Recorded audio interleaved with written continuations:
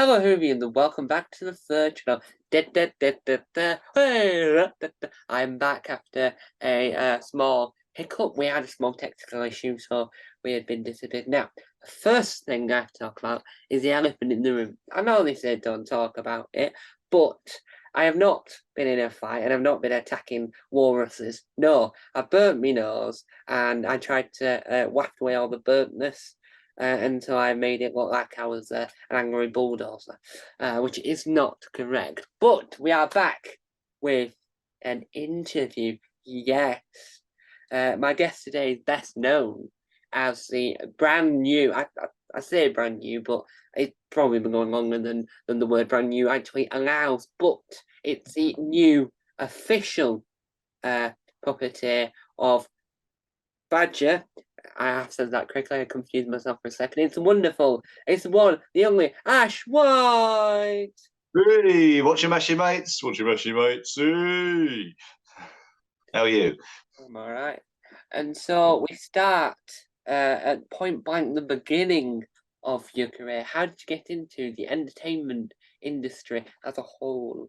Ooh, well, in a whole 20 years ago, I decided to take up singing as a career, which was quite a big step from originally just I was doing cosplaying as Captain Jack Sparrow, and I got quite a few lookalike jobs as that throughout kind of the 10 years of Pirates of the Caribbean kind of bits and pieces. And yeah, I went to a karaoke one night, a little bit tipsy, and started to sing. Everyone really enjoyed it and asked me to do a bit more and a bit more and a bit more. And then until somebody said, well, why don't you do it for a living? You know, there's plenty of places you can go sing. So I kind of jumped on the bandwagon, literally the bandwagon, and started to sing. And I've been doing that now over 20 years. And so I'm kind of used to the stage and all that kind of jazz that goes with it, really. And you know, it's a fun place to be if you get it right, and you you enjoy yourself as I do kind of every night that I'm on stage singing with all my fans. And when they come back and ask you for more, then you feel even better about it, which is fantastic. It is fantastic. I can't sing. I can't do better. And then how did that then merge into you turning your art at the one of the most difficult mediums, puppeteering? What's that? I don't know what that is. My son, my eldest son Toby, has autism. He's very highly autistic. He's and he's incontinent at the same time. So I probably put on a TV program, and I was trying going through them. I was going through kind of Rainbow, Zippy and George, Emu, Rod Holland, Emu, and he loved them. He got out of bed and he was watching them. But when I put Bodger and Badger on, that was the thing that really kind of got him up and awake and interested in everything again. And we wrote little stories, told bedtime stories about Badger. I made my own little puppet of Badger, and yes, don't eat my nose. And so and from then on, I kind of it jumped. I wrote to the family. I wrote to Tessa Cunningham, who's the late Andy Cunningham's sister, and I told her the story about how Badger had helped my son, and she was absolutely over the moon by it. First of all, over the moon to be contacted by a Bodger and Badger fan after the 17 years that Andy's passed away. And it's it was just a big kind of thing that happened all at the right time. It's just I'm so glad I did what I did, really. Yeah, of course I am too. Sorry, I don't mind the Badger. And then how did you, going from doing this to how did you end up becoming solidified into the world of puppeteers with all the other amazing puppeteers that have been knocking about a good few years? Just mainly because when Tessa we kind of got to speaking more, and we were kind of talking to each other kind of daily via email, and then we would send bits and pieces back to each other. I'd send some stories I'd written about Badger. She would send me some merchandise and signed photographs, and it started to kind of pull on my heartstrings about how much I kind of loved Badger as a kid and how much I missed Badger as an adult. I never actually watched it since being an adult, and hearing that Andy passed away, I think I said 17 years. He passed away in 2017, so it's been that long. And I think the internet went wild when Andy passed. Everyone suddenly remembered Bodger and Badger. Everyone suddenly wanted to eat mashed potato that night as a tribute to him. And I said to Tessa, I've got a puppet of Badger here, which I take out with Toby. Do you mind if I do that for other autistic children, other special needs children, if they need Badger I could take them out to places. Toby's school had a few people there, and she said, "We'd absolutely love you to do that." Yeah. And I did, and it got bigger, and more people wanted to see Badger. And she said, "Well, how about you put the branding on it? How about you say it's the Andy Cunningham Estate approval? And at least you've got something to say you're legit, you're legitimate, you're the real thing." And I said, "That's fantastic." And from there, because she gave me that label, that name, and that card to do anything with, basically, I could go out as Bodger and Badger, I could do what I wanted, and it was lovely for her to trust me with that. I started getting booked up by Comic Cons. Yeah. And so I was going to Comic Cons, but I obviously had my Badger and not this Badger. Who's Badger? This Badger. And people meet and greeting me and saying, "Is this the real Badger? Fantastic. I can't, it's fantastic." And you kind of felt bad saying, no, it wasn't. You kind of wanted not to break their kind of, their smile and their dreams. So you were saying, it's a new official Badger, and it's this and this. Trying to say it in such a way that it didn't upset them, or or they didn't walk away thinking, "Oh, it's just a bloke with a puppet." And so she kind of, Tessa said, "Well, it sounds like you need the real thing. Then why don't you come and get it?" So we drove all the way to Portsmouth to go pick up this Badger that had been in the bag. He'd been in the bag for quite a long time, hibernating. Yes. And do you think that since you have been granted the dream role of having an official licensed version of Badger, do you reckon that you could ever consider either rebooting it on TV or doing like a mini like YouTube series based on the show? Absolutely. This is the thing we're working on at the moment. Luckily for it was nice that when I got the original Badger, when Tessa said you can do this, the first thing I did was actually to go meet all Andy's friends in Brighton. We had a big kind of meet up on Andy's birthday, and I said to them, "If any of you say no, I don't want you to do this, I won't do it," because I didn't want to be somebody that to them had stolen their friends' acts, or their and just they thought try and make money off it, which I'm not trying to do. I just want kids to see Badger. I just want Badger to be out there for the fans. Yeah. And so we went to Glastonbury. Really fantastic. My first time at Glastonbury, and my first time at Glastonbury was to work at Glastonbury with Badger, which was fantastic, on the kids' stage, which Andy used to do for many, many years. And from then we met people that were on the BBC. So we've met Alex Winters and people like that. People used to work with Andy, and they're now kind of talking with other people who were trying to make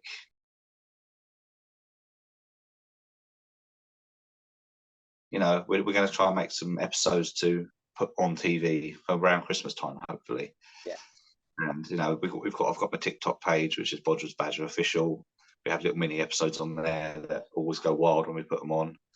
And but it's difficult because it's a new location. It's nothing that anyone remembers of Bodger Badger apart from Badger.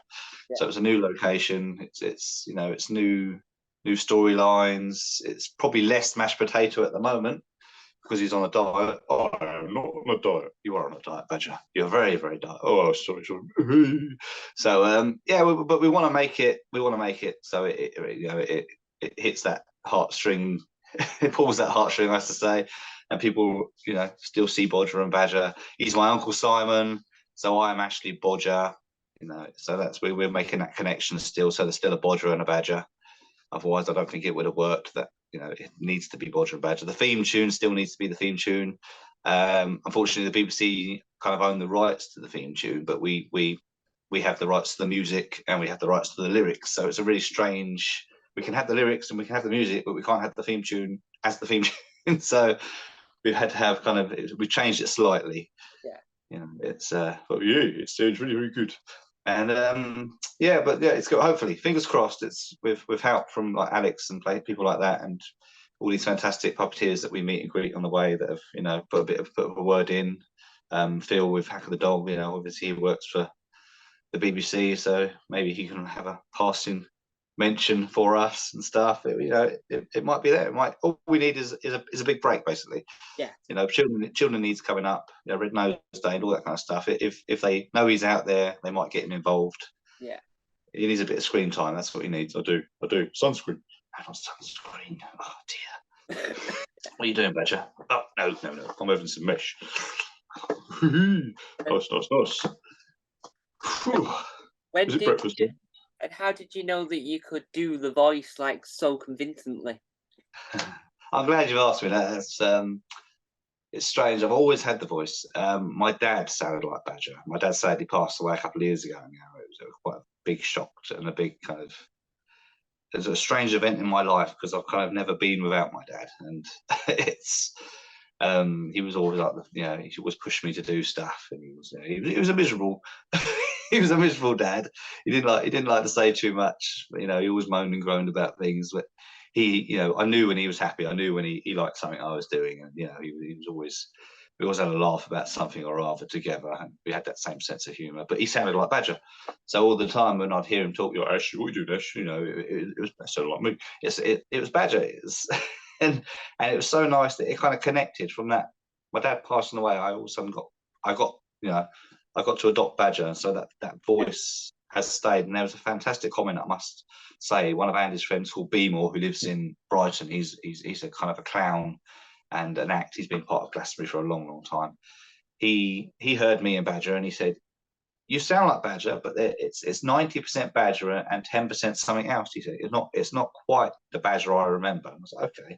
He said, "Do you know what that is?" And I said, "Well, I kind of impersonate my dad when I do it." And he says, "Well, that's what it is."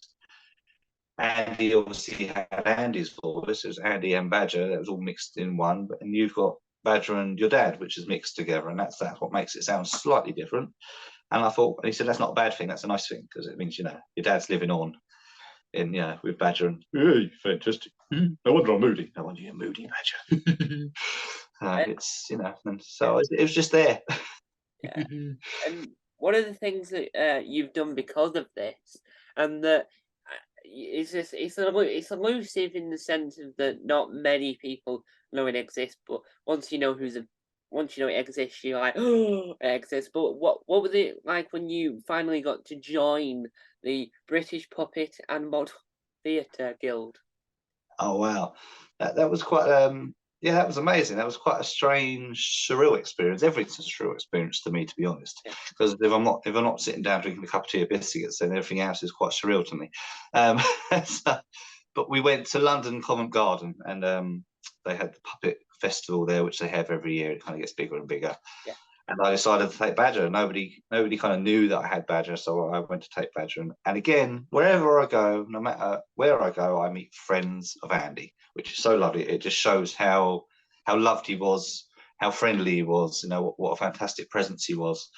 And everyone I met was like, "Oh, it's Badger, it's Badger, it's Badger." Fantastic. We knew Andy. I met Andy. I worked with Andy. Yeah. We did this together. We did the three-headed man for Muller. The Muller advert that Andy did. Not many people remember it, but he did the three-headed man sketch for the Muller advert. And there were some street performers that knew Andy as well. And as I was walking past, I saw Mr. Zippy doing his. I heard his Zippy voice talking to some young child. Going, I thought, "Oh, I know who that is." So I went over and said hello. And there he was, and the lady from the guild was there, and she said, "This is Bodger and Badger, blah blah. Would you like to join the guild?" And I said, "Oh yeah, absolutely." And then when I said that, this is the original puppet, she was even more, please join the guild. Please let us have a story about it. When I get home, can you email me and all the details and all the stuff, literally what I've told you, and can we put it into our newsletter? And I was quite over the moon that from everything seems to be happening in leaps and bounds rather than little steps, which is lovely. People seem to trust me, which is fantastic. I really appreciate that. People trust me, the Badger. People trust me to put me here and send me there and put me on a stage with Badger, and don't need to worry about it because I look after you. It's because Badger looks after me. What it is really, he's controlling me. It's not the other way around. Yeah, if you don't know what the puppet guild is, then if you own a puppet, because they don't just take old stinky mashed potato puppets like this one. They take everyone, young and old, new puppeteers, anyone upcoming. It's for everybody, and it's a fantastic thing to join because you get newsletters every month. You get updates on Facebook, and they look after you. And I've just put a post on there just recently about a missing Badger. One of Andy's Badgers got stolen during an act at a university. He was doing a gig on the stage. He was doing a mashed potato gag where people had to put as much mashed potato down their trousers as they possibly could. whilst he wasn't looking, somebody stole Badger, and that must have been absolutely heartbroken for Simon and for Andy, for Andy. So we're looking for him. If anyone knows where Badger is, bring him back. If you were that person. Yeah. Oh no. It's my brother. It's your brother, yeah, that's right. We saw him at Stoke-on-Trent, and he'd never met Badger. He knew Andy. Everyone knows Andy, like I said. He knew Andy. He'd seen Andy in passing with Badger, but he never actually got to hold Badger. So we sat him down. He was controlling Badger, and he was telling us the story. We'd videoed it, recorded it of him telling the story of how he met Andy and all this kind of stuff, and BBC bits and pieces, and ITV, I suppose. I never got on there. No, you never got on there, Badger. No. See, that's the other thing. So, I'm just put this little bit in, but it's a shame because ITV, the adverts, the advert people, they wanted Badger to be on the Smash advert. They wanted him to take over from the Silly Little Aliens, and he was meant to be the face of Smash, and he was going to have an advert, and they recorded 2 adverts. But the BBC said no, we can't. You can't use our Badger. He's BBC copyright. So we never got to see Badger as the face of Smash on any adverts. So it's a bit of a shame, really, because I think that would have been fantastic.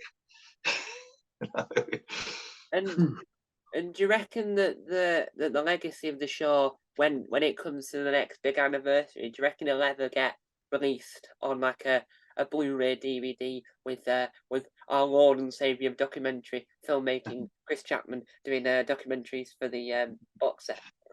Well, I hope so. That is one thing we are absolutely 100% working on, is releases of merchandise, because Andy unfortunately never thought about doing any merchandise whatsoever. There's one DVD out that was recorded from somebody that used to record shows on a stage. He used to kind of do live rock shows. He used to do extreme kind of mountaineering stuff like that. He used to record. So all of a sudden he's got like a still camera recording Andy and Badger, and it just doesn't work. It's a great little DVD, but it just doesn't work very well. But it's the only thing we have got of Wadder and Badger, unfortunately. Tessa's got all the original tapes. Tessa's got all the original bits and pieces. So what we're going to do once we know Badger is 100% out there and maybe starting to get back on TV or starting to do stuff officially, we're going to kind of crack down on all these people that are selling T-shirts and sweatshirts with Wadder and Badger on. There's with no copyright, so they're getting all the money. So we all need money. So we just want to bring it all back and make some money for Tessa and for Badger, and to help us get kind of on further with everything. Hopefully my face will be on it as well. All the mugs on the mugs, basically. my mug is meant for a mug, so we're because there is merch. But at the moment, Tessa said the lovely thing that Tessa said. She's so lovely, Tessa Cunningham. She said at the moment, let them sell the stuff. Let them put the Badger's face on a T-shirt. Let them put it on a mug, because all the time people are buying it. All the time it's out there. He's being remembered, which is very, very true. I have about 5 or 6 Wadder and Badger T-shirts that I've brought off different places. So it's and they're lovely to have, especially when I'm out and about. You get stuff people made. Good old Phil showed me where to get my shirts made. Yeah, he has a lot of them. But Wurzel Gummidge recently got redone in Blu-ray with upscale stuff, and it would, well, I haven't got it yet, but it's supposed to look amazing. So I would say the Bodger and Badger in like Blu-ray or even 4K would look incredible, I think. It would, but I think that sort of program needs to stay as it was. I think it's the gags and the sets and everything. If it was made any better, you'd see what was kind of going on behind the scenes. I think it needs to stay as it does on YouTube when you go and watch it. It's it's just great, is it? I think you need to have it as it was and just reminisce and sit down. In Button Moon, they can't change Button Moon. Yeah. If they released Button Moon in 4K, it wouldn't be the same. Button Moon needs to stay as it was. Well, you see a few strings occasionally. Because they once did a wide, I don't know if you know this, but a widescreen version of Buffy the Vampire Slayer. And what they did is that when you watch the original when it was original on TV, they had people in the background so that they could just walk onto screen. But then with the wide version, she's like, "Oh no, I can't see anything," and the monster's right behind her in full view. And in the original version, you shouldn't have been able to see that. They had deliberately No, put them where they were to cut it out, yeah, and so yeah, right. it's just horrendous. It's like horrendous because you're watching it and you see a camera directly next to her. When in the original version, you couldn't. That's quite funny. I've never really watched 4K stuff. I'm not really into. I like the old fashioned, but I did buy the new release of the film Waterloo. I'm quite a historian as well. Where I live, there's a lot of kind of Napoleonic stuff goes on, so we do stuff like that. So I brought this and I watched it, and exactly what you say. You can see that the dead horses on the fields are actually just a lump of wood with some from fur chucked over it. You can see that the riflemen are not using muskets in the buildings; they're using modern day rifles and stuff. And it ruins it. It completely ruins it. I think some things need to stay as they were. I think I wish they'd taken that advice with Doctor Who, really, because I've been a Doctor Who fan since I was 5. And some of the recent episodes, I think they've done too much special effects on them. They've tried to make it, too much like these modern movies. It should just be nice and family friendly and cheap budget. Monsters not so scary. Bit of bubble wrap, paint it green.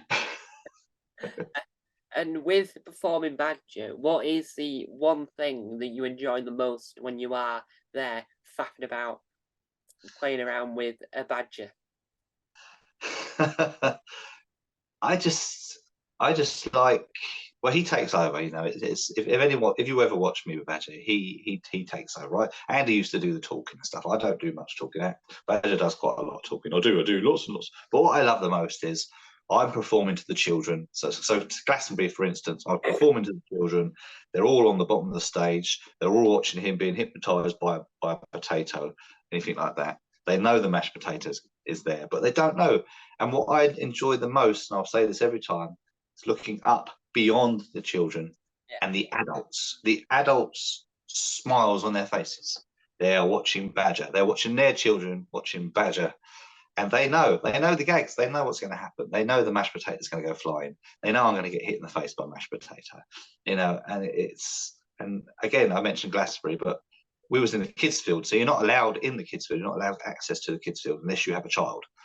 And so there was people at the gate, people with skinheads, tattoos, beer in their hands, saying, "Oh, I hear Badger's in there. I want to meet Badger." I was having to take Badger out for 3 or 4 hours out into the massive world of Glastonbury to meet all these adults that wanted to meet Badger, that didn't have children or didn't have access to the kids' field. And it was a fantastic, this is what I bring him back for. I bring him back for the people that are 40 plus.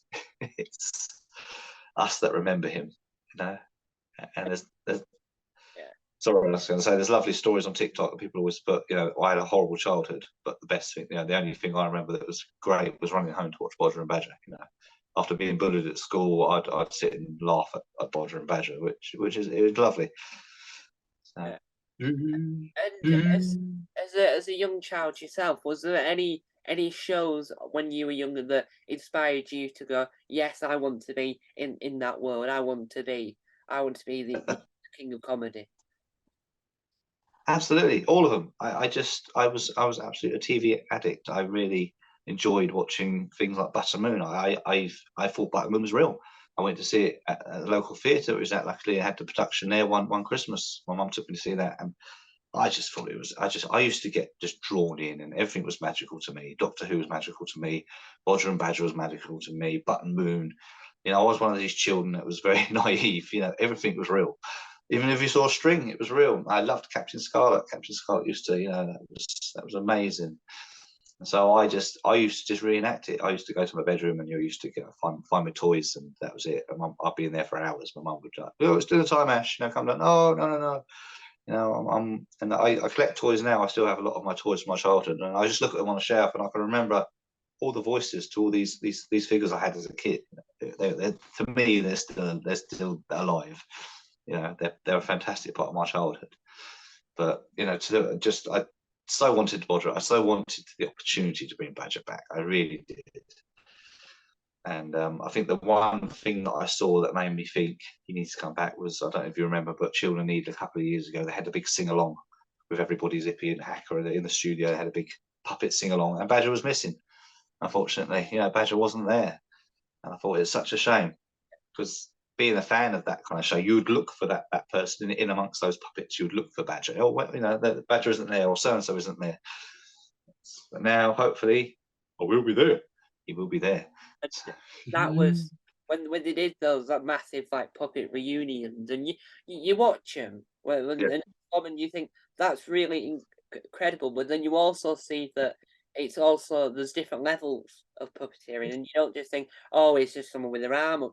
It's sometimes it's marionettes with the Jerry Anderson stuff, and you watch and you think, oh, that's incredible, and it is such a hard talent. And how did it take you a long time to learn puppeteering, or were you just like natural? Could you just shove your hand up a puppet and you could do it instantly?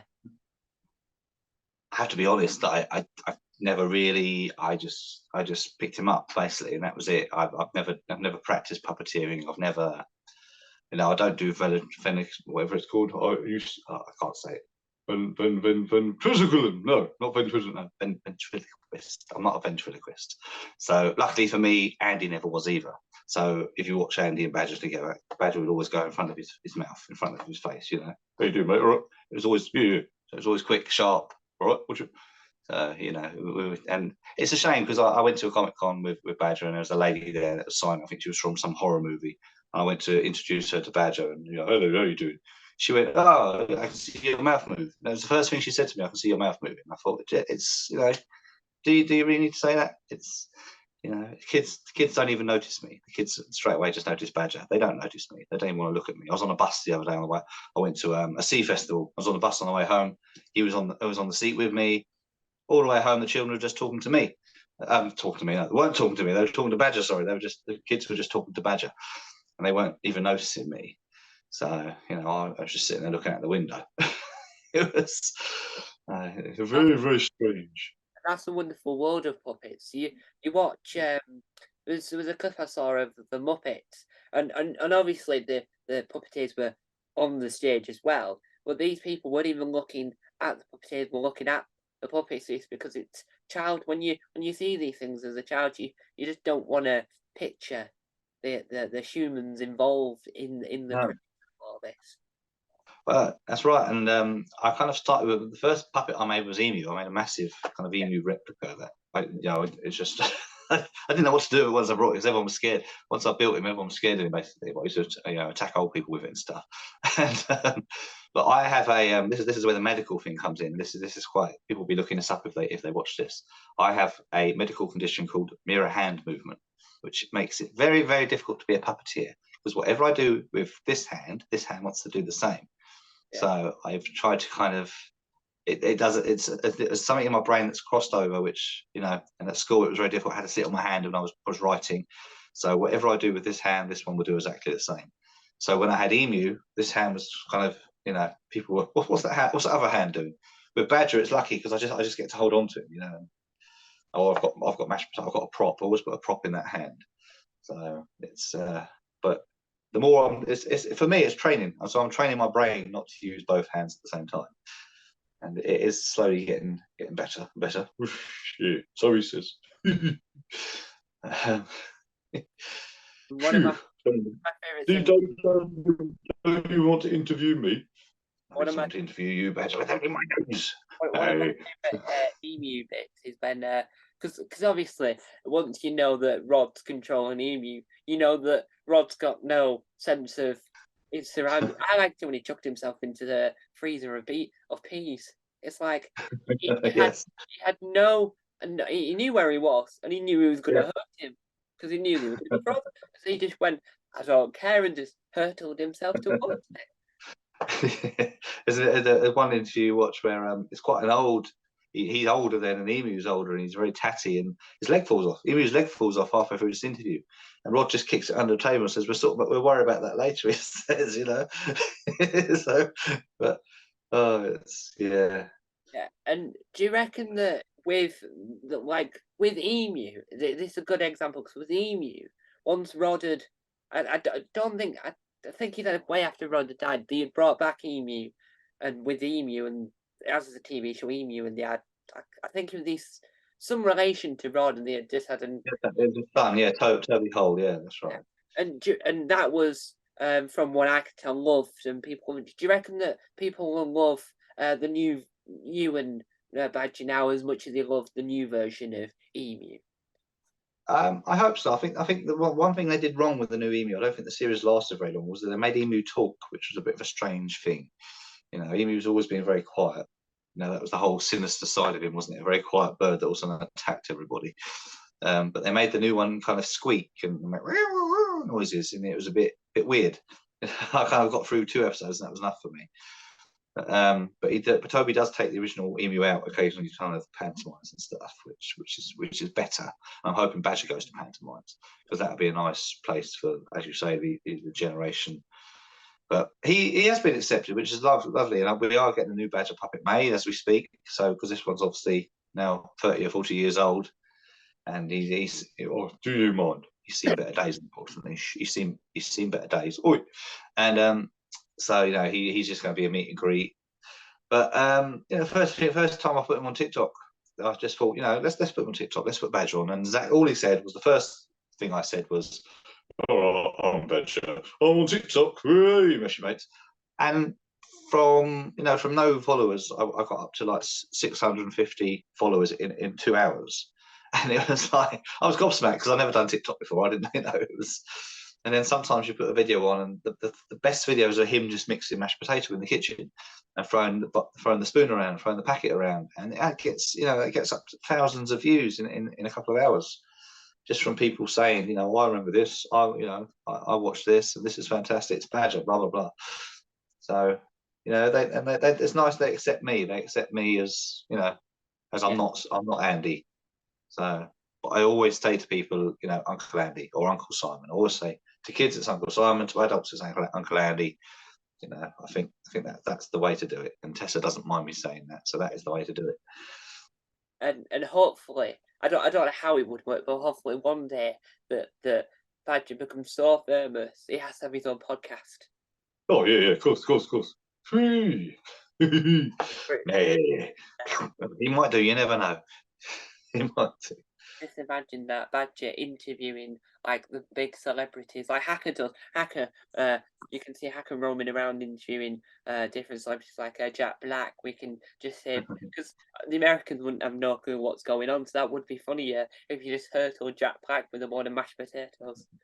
Absolutely. I mean, that we, you know, we just have a celebrity mash. Just, you know, whoever we can mash, we find and mash. But that's the one thing you're saying about that. But you're lucky because you're the other side of a phone. But people generally don't like to interview Badger because they know there is mashed potato there somewhere. And there's a fine line. My friend always tells me there's a fine line between me, him, and the mashed potato, because I've got to make sure that I know where the equipment is. I know where this expensive stuff is, the microphone, the earphones, you know, and he knows he wants to mash somebody. I know I want him to mash somebody, but I also know I want the mash to go in the right direction, you know, and not be sued for thousands of pounds worth of damage. So it's, you know, it's a difficult one because you can't interview a Badger about mash. You can't do it. You know, there's mash here today. So, and we did a Christmas show at my local town, and the lady said, "Can we have Badger on the Christmas show? Can you do a 10-minute spot?" Absolutely. No mashed potato. We don't want any mashed potato because there's going to be dances and stuff there. And it didn't, you know, it wouldn't work. So I snuck the mashed potato onto the stage and then started throwing it, you know. And she was fuming afterwards. You know, we'll never book you again. It was. And other than getting back on TV and other than making sure that Badger is back in society, what other ambitions do you have for Badger other than getting him back out there on the telescreen? Oh, lots of ambitions. You know, we're going to get him. We've just had we want live shows. Live shows are what we love. We love the live shows. We love seeing the people in person. So we've got the Glowworm Festival next year. We've just been booked for that with kind of Andy Day and play people. That's the big children's. I don't know. You've probably heard of the Glowworm Festival. That's the big thing in Nottinghamshire. And obviously Glastonbury next year as well. So that's another big thing. We've got hopefully Butlins, Pontins, all these other places. So that is what we want to do best. We want the mash to go fly, and we want, but also I feel like Badger should be doing some. I know Zippy's done it. I know Ronnie's done it with Zippy, but some like they used to do the greatest, the 100 greatest puppet shows, the 100 greatest TV programs. I think Badger needs to be a host. I think he needs to do the countdowns and what's your mash, mates? Welcome back to the 100 greatest puppet shows. That's what he needs to do. He needs to be a host. He needs to kind of push Hacker and Zippy out the way. No, I mustn't do that. Just bring up Channel 5. Because Hacker was on one where they had to eat chocolate and they had to eat crisps. And obviously, how is he going to be able to taste whether or not he really liked a cream egg? Yeah, exactly. Exactly. But that's one thing we haven't kind of pointed out with Badger is the mashed potato. The mashed potato is as important as Badger. You cannot, I've just been saying briefly about the show, the live shows, but the mashed potato is so important. And to get the mashed potato right on the stage, it's got to be the right consistency. It's got to be, not too runny, not too high. It needs to stick. It needs to stick to my face. It needs to be able to be mixed in a bowl. Andy had his friends that used to do it for him. There was one time at Glastonbury where he forgot to bring us any mashed potato, so they had to run out to all the local shops and buy out all the mashed potatoes that they could for it. So it lost 4 or 5 days, and the water needs to be the right temperature. It can't be too hot because it burns somebody. It can't be too cold; it won't mix the mash. And luckily for us, my friend Christopher Shaw, who's my second hand. I'm your second hand. My second hand man. This is my left hand man. He's my right hand man. So, and he wrote to bachelors who do the Smash. We were talking about Smash advert earlier. He wrote to bachelors and told them what we were doing, and they were over the moon. And so they've literally turned around. So thank you, bachelors. They've turned around and said we will supply your mash for any shows that you do. It will not, you don't have to pay a penny. We will just supply as much mash as you need for the shows you need. So what a fantastic thing to do. That is the one prop I'm always going to need. That's the one prop that's going to cost me lots of money if I did have to go anywhere. And now I've been given sponsorship to have it have it sent to me for free so I can use it. And so with Badger being this amazing thing from the late 80s, early 90s, how do the kids react to Badger seeing him for the first time, even though they might not remember him or the parents might not have shown them the program as they are now? Yeah, well, that's a good question because kids are very they've got their own minds these days, children, and sometimes they'll just point out it's a puppet. It's not a real Badger, it's a puppet. And they pull him around, try and pull his arms off. Yeah. Taking him to a few birthday parties where they just pull him around, I want him, throw him over here, and it's like, whoa, easy, tiger. But then, like I said, the children that come to these events, come to these shows, they've been brought up correctly, I should say. They have been brought up correctly. No computers, no violent games, and they appreciate the magic of Badger. So Badger comes out of the bag. I do exactly the same show as what Andy did for all those years. So I come on with a bag. If I ask the children what's in the bag, they have to try and wake Badger up because he's asleep in the bag. They have to be as loud as possible, the loudest they can possibly be. And Badger comes out of the bag, and the kids are either going to go, "Oh, it's not a real Badger," or they're going to go, "Oh, fantastic! Hey, it's Badger. We love him." And it's and luckily most of the time it's fantastic. Yeah, it's Badger. We love him, and they just fall in love. I think they fall in love with the hat and the clothes. If it was a naked Badger, they might think twice. I don't know, but I think Andy got this right because it was originally a rat. Badger was originally a rat. He was a Marguerite, the mind-reading rat. That's what he was originally. And Andy used to take him out. He had exactly the same voice as Badger. Marguerite, the mind-reading rat. Yeah, and he'd read people's minds badly. He wouldn't. But then Roland Rat came on the TV, and there was a clash.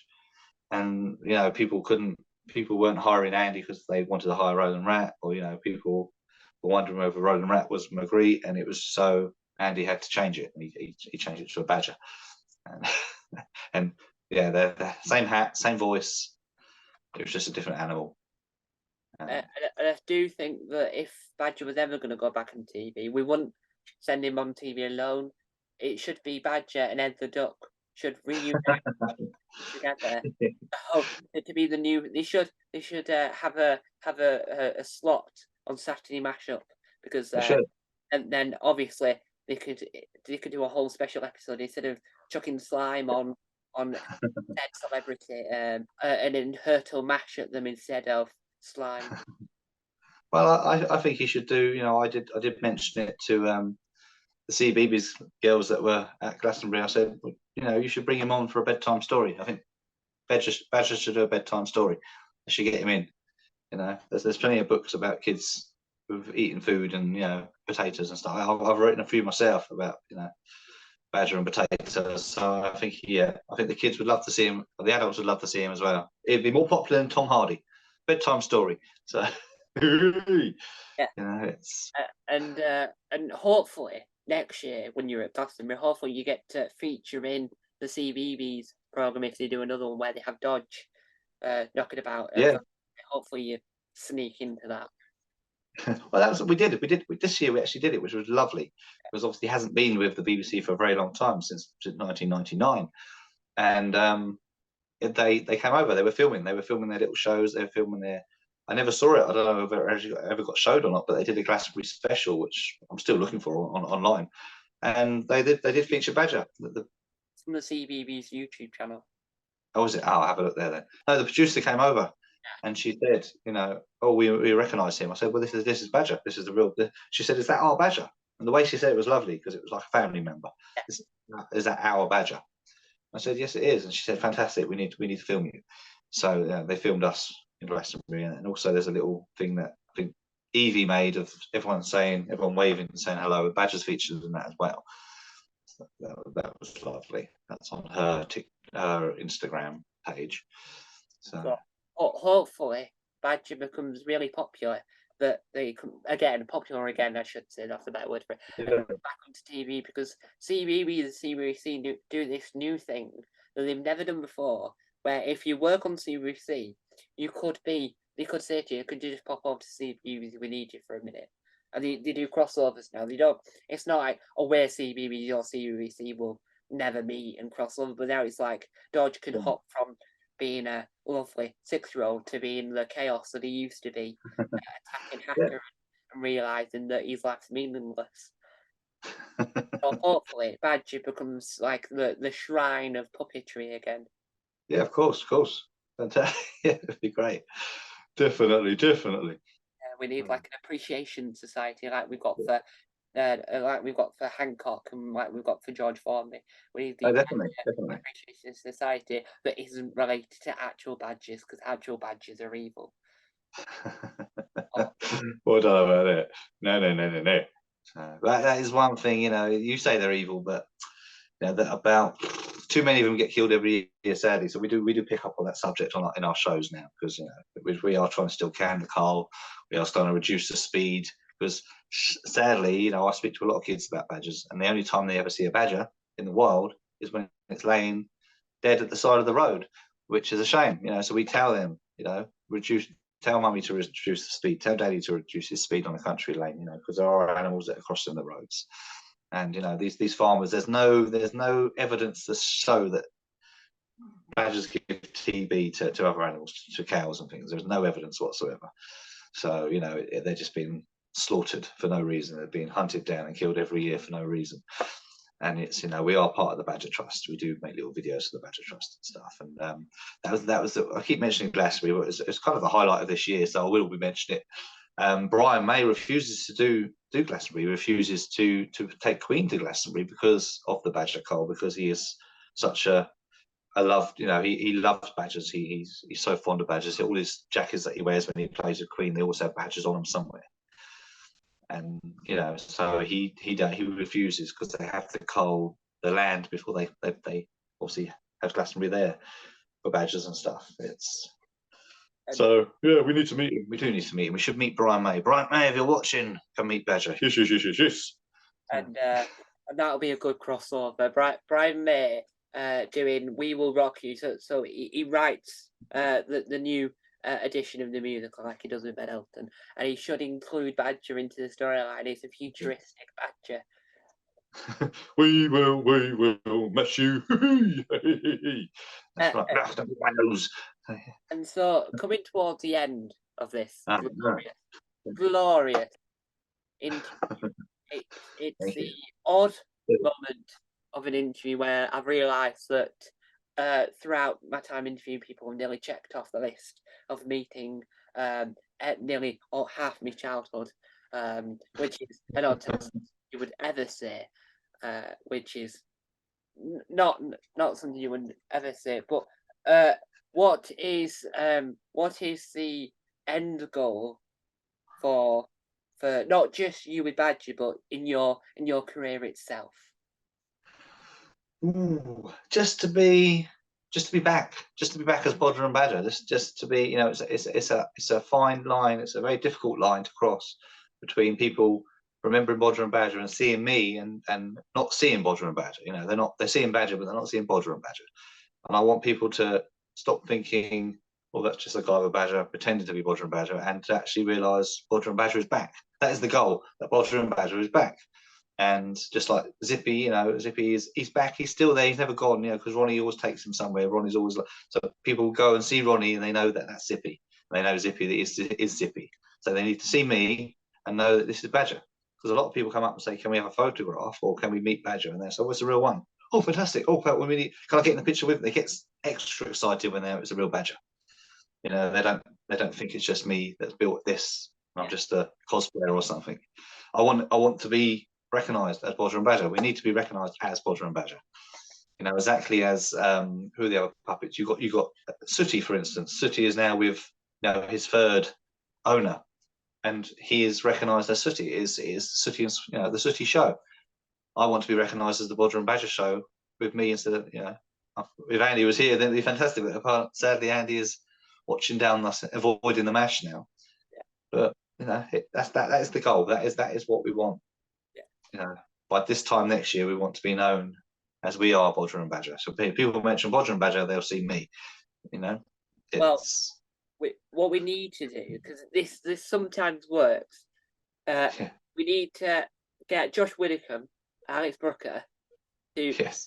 we need to double check that they're on the same playing field, that they know who Bodger and Badger is before we go into this. And we need them to do a coup to get Adam Hills to watch, because that's how they got Zippy knocking about. Yeah. That's how come Zippy went on to last leg, because Adam didn't know who Zippy was, and so Adam had to be taught a lesson. And so we just need Adam Hills, because the last leg pulls in millions of people. It'll solve the issue automatically. But we need Adam Hills to be taught about the show on an episode of the last leg. We need Adam just to be, before he goes to the ad break, covered in mash. So we need Josh and Alex to set up a coup. We need someone that works the last leg to try and set up the coup. So not just you, but Badger can also appear on the show for a brief 10 minutes, attacking and then just disappearing. But you'll just be mega famous again. Excellent. Yeah. If anyone is watching from the last, get on with it. It's a surefire way to save it. And so, for anyone that wants to relive the trusted memories of Bodger and Badger, for everyone, it's on YouTube. But if you're in a college or a university that has box and broadcasts, it's on there. You just type in Bodger and Badger, and every episode is on there because it's an archive system, because he repeated it in 2002 when CBBC first initialised those channels. So it will be on there, and you'll be able to relive your memories of watching the chaos unfold. Yeah. Or you can YouTube it and find a clip of Joe Sugg trying to explain it to the person he was talking to at the time what on earth it was, because no one else in that room understood what it was. So it's a triumph of resistance. Right. Series 4 is always a talking point, because Series 4 was filmed at Chesterton kind of Zoo and, you know, World of Adventures, and they recorded it whilst the public were out and about. You know, no one ever was told that Bodger and Badger was being filmed there. So it's a bit of a strange series, that one, because you kind of got all the people that are not extras, they actually just real members of the public kind of looking, oh, what's Badger, what's going on here? And it's the actual only one that quite a few of the episodes are missing. Yeah. So when you say all the episodes are on that thing, I don't think they are. So yeah, that's Series 4, Chesterton. where he was a zookeeper or a cleaner upper or something. I don't know. But everyone always remembers the elephant trunk with the mashed potato. The elephant trunk kind of squirt that go, when you go on the boat and you go through the waterfall and you get squashed. It got filled up with mashed potato, which was quite funny. So. If the episodes are missing, we need to look online for VHSs and try and find these episodes, and then Definitely. Chris Chapman doing another. Because Chris Chapman, I don't know if you know, you probably do know. He does all the Doctor Who documentaries. He's like a godsend in the world of documentary filmmaking for Doctor Who. And so he wants to do other programs, not just Doctor Who. So if we find these lost episodes, we can get Chris Chapman to do a making of documentary, and you'll be in it, and it'll be incredible. It'd be glorious. Fantastic. Good. And so we come to the end. We come to the moment in the interview where you can tell people where they can find you. Not your home, where they can find you online and where they can find you on Badger online. So like both. We want to know where we can find everything to do with you. I must say, home address, that's quite funny, because Badger is always, luckily we recently just moved in house, and we've had people turning up to the old address with, I've had mattresses delivered, I've had bits and pieces delivered to move into, and people straight away see a poster on the wall of Bodger and Badger and say, I remember that. I used to watch that as a kid. So to their surprise, I run off and Badger comes out and meets them, and it's their faces, they're just a kid again. And that's happened. That happens nearly all the time, nearly every day. If a parcel turns up from a parcel person, they meet Badger. Everyone meets Badger that comes to my house, and I love that. That's something I always enjoy doing. But then the other part of that is I have to take him out with me when I go out, because I think they know where I live now, so they can come in and steal him. It's like, so I can't shoot myself in the foot with that one. But yes, you can find me on TikTok. TikTok is the big one. Bodger's Badger Official. We call ourselves Bodger's Badger. It's still Bodger's Badger, not Bodger and Badger. And the live shows are the Bodger and Badger show, but we are Bodger's Badger. And YouTube, again, Bodger and Badger Official. Instagram, I think it's Bodger and Badger 2003 or something like that, or 2002. I don't know. You'll find me anyway. Just type in Bodger and Badger Official. You'll find me. Or just type in Badger. And Facebook, if you want to send me a message on Facebook, if you want to book us for a party or anything like that. Badgers for all occasions. Badgers for all occasions. That's right. So we're on everything you can possibly think of, but it's always just Bodger's Badger. And make sure you put official at the end, because we are official. We certainly are. So it's been lovely talking to you, Badger. You don't need mashed potato anymore. I do. I'm getting hungry. And hopefully, one day, let's work out what day it is, right? So it's currently Sunday. Let's say hopefully by 3 Sundays from now, hopefully Badger is even more famous than he already is currently, and he's back on telly. That is a very ambitious word, but I say it needs to happen, and it hasn't. Why has it not happened already? Who knows? But hopefully, we should. It is a good idea. Doctor Who, when it ended, it made a song which people didn't like, but it's hilarious. Doctor in Distress. We should have Badger in Distress, but make sure that the lyrics are related to the puppet Badger and not an actual Badger who's currently trapped in a zoo.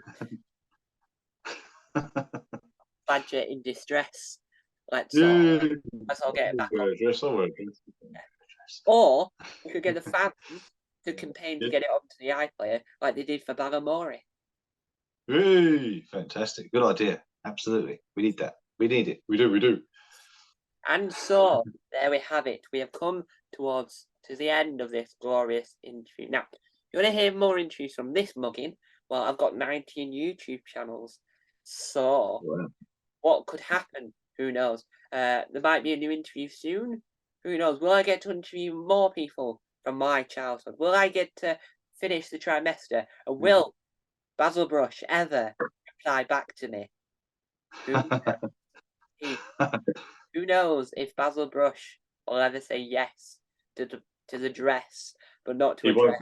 He won't. Unless you interview Basil Brush. I can tell you this right now. If you email him saying, I want to interview Basil, you'll get him. If you want the person that's with him, no way. He doesn't like to be photographed. He doesn't like to be anything in any cameras or anything. He has to stay a secret. So It's the same with Zig and Zag. They said to them, yes, they'll only do an interview if Zig and Zag have got something to promote, not them two. no. If you have Mr. Martin and Basil, they'll probably come and do it for you. So, but And so there we Basil Bogbrush, I call him Basil Bogbrush. So don't be rude, Badger. and there we go. Thank you very much. Badger. Ooh, Badger. Badger has returned. Badger has entered. He has The building. So find out more and let's celebrate the worlds of mashed potatoes, which I quite like actually. And mashed potatoes. oh, I've forgotten.